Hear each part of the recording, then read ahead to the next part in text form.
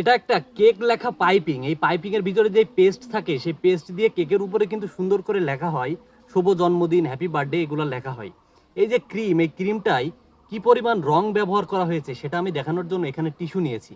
দেখেন এই টিস্যুর উপরে যদি এই পাইপিং এর এই পেস্টগুলো আমি দিই, দেখেন কতটা ঘন কালার বের হচ্ছে, কতটা গাঢ় কালার। দেখেন রং ব্যবহার না করে কি এমন কালার তৈরি করা সম্ভব? কতটা রং ব্যবহার করলে এমন কালার তৈরি হয়।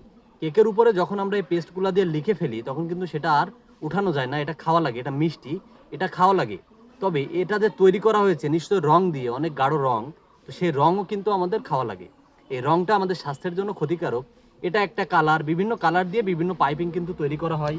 এখানে আরও একটি কালার আছে, দেখেন এটা দিয়ে অন্য কালার বের হচ্ছে। এই যে এক একটা কালার, এগুলা কিন্তু সবই রং দিয়ে তৈরি করা হয়েছে এই পেস্ট। হ্যাঁ, এই পেস্ট তৈরি করা হয় রং দিয়ে, যেগুলো কেকের উপরে লেখা হয়। আমরা সেই কেক কিন্তু খেয়ে ফেলি এই রং সহই। এটা আমাদের স্বাস্থ্যের জন্য কিন্তু খুবই ক্ষতিকারক।